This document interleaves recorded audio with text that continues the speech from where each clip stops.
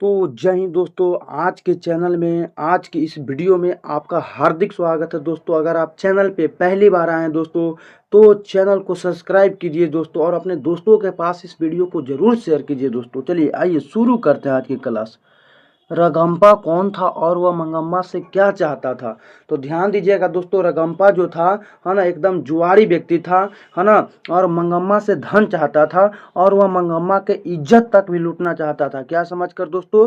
है ना, अनाथ समझकर। देखिए दोस्तों, रगम्पा गांव का लंपट और जुआरी था। लंपट उसको बोलते हैं दोस्तों जिसका कोई काम धाम नहीं रहता है ना। तो वही रगम्पा था। यह गांव के लंपट लड़का था और जुआरी था और वह मंगम्मा से धन चाहता था। धन माने पैसा चाहता था।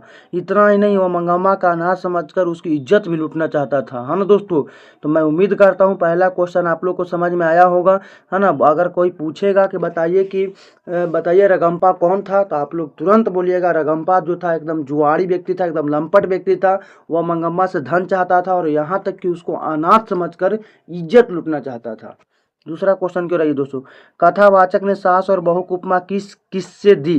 तो देखिए दोस्तों, कथावाचक ने पानी में खड़े बच्चे और पांव खींचने वाले मगरमच्छ से बहू और ऊपर से बांह पकड़कर, है ना, बचने वाला रक्षक की उपमा दी है। कहने का मतलब है दोस्तों, इसका आंसर आप लोग एक भाषा में समझने का कोशिश कीजिए दोस्तों, एकदम एक लैंग्वेज में। क्वेश्चन कह रहा है दोस्तों, कथावाचक ने सास और बहू की उपमा किस से दी? तो यहाँ क्वेश्चन में कथावाचक यही कह रहे हैं कि अगर मान के चलिए कि पानी में कोई बच्चे खड़े हैं, है ना, तो उसका पाँव खींचने का काम कर रही है। यानी कि मंगम्मा अगर पानी में खड़ी है तो उसकी बहू जो नजम्मा है उसका पैर खींचने का काम कर रहा है ना। इसी को बचाने के सलाह दिए हैं कौन? कथावाचक दोस्तों, है ना। अगला क्वेश्चन की ओर आएंगे। अगला क्वेश्चन देखिएगा दोस्तों, अगला क्वेश्चन है दोस्तों बहुत आसान है। दही वाली मंगम्मा कहानी का संदेश स्पष्ट करें। कि दही वाली मंगम्मा कहानी है, इससे क्या संदेश आता है? तो यह कहानी आधुनिक बहुओं को संदेश देती है। आधुनिक माने आजकल की जितनी बहुएं हैं उन सब की संदेश देती है। क्या संदेश देती है दोस्तों दही वाली मंगम्मा? कि वे आवेश देखकर, आवेश माने खिसिया कर सदस्यों को मिलाकर रखे। ये न कि आपको खीस भर जाए तो तुरंत ही आप सास से लड़ जाइए, है ना, ससुर से लड़ जाइए। वही बोला कि अगर आपको कितना भी आवेश आए, कितना भी खीस भरे, फिर भी आप अपने सदस्यों को मिला कर रखें। इसके लिए बुद्धि का प्रयोग करना नजमा के चरित्र से सीखें, है ना। तो दही वाली मंगम्मा कहानी का संदेश क्या है दोस्तों? आपको बहुत सिंपल भाषा में बताए हैं कि यह कहानी यही कह रहा है, यह कहानी आजकल के बहुओं की संदेश देती है कि आप कितना भी आवेश में रहें, आप कितना भी खिसियाएं, कितना भी आप लड़ झगड़े, लेकिन एक दूसरे के साथ मिल कर रहे हैं, है ना। आप नजम्मा से सीख सकते हैं। चलेंगे दोस्तों, अगला क्वेश्चन है दोस्तों, इस कहानी से क्या शिक्षा मिलती है? ये दही वाली मंगम्मा कहानी है, आखिर इससे आपको क्या शिक्षा मिलती है? तो देखिए, इस कहानी से शिक्षा मिलती है कि मनुष्य को बुढ़ापे में अधिकार के पचड़े में न पड़कर योग्य अधिकारी को स्वयं अधिकार सौंप देना चाहिए, है ना। देखिए जिससे न, देखिए क्या लिखा हुआ है, जिससे न, है ना, समाज में उपहास हो, है ना, जिससे ना समाज में उपहास हो। देखिए, जिससे ना समाज में उपहास और ना मूर्खों के दाल ही गले। कहने का मतलब इस कहानी से हमें यही सीख मिलती है दोस्तों, दही वाली मंगम्मा कहानी से हमें यह सीख मिलती है कि जैसे आप बूढ़े हो जाए ना, आप अपने अधिकार को, जो आपका अपना अधिकार है, वो अपने अधिकार को अपने बहुओं को सौंप दें, है ना, वो दूसरे को सौंप दें, ताकि समाज में इस तरह की घटना होए ही नहीं। आप जैसे ही बुढ़ाइए, आप अपना अधिकार अपने बेटे को, अपने बहुओं को क्या कर दें? दे दें। चलेंगे दोस्तों, अगला क्वेश्चन की ओर आइए दोस्तों, है ना। क्वेश्चन कह रहा है दोस्तों, ध्यान दीजिएगा दोस्तों, शीर्षक की सार्थकता स्पष्ट कीजिए, है ना। यह जो शीर्षक है, क्या यह शीर्षक सही दिया गया है या गलत दिया गया है? तो आइए दोस्तों, इस कथा का मुख्य पात्र है मंगम्मा। उसी को लेकर मांझी कहानी प्रारंभ करती है। मांझी यानी कि कथावाचक, है ना। इस कहानी का प्रमुख पात्र कौन है दोस्तों? मंगम्मा। तो अगर आपसे पूछेगा कि दही वाली मंगम्मा कहानी के, है ना। मुख्य पात्र कौन है, मंगम्मा।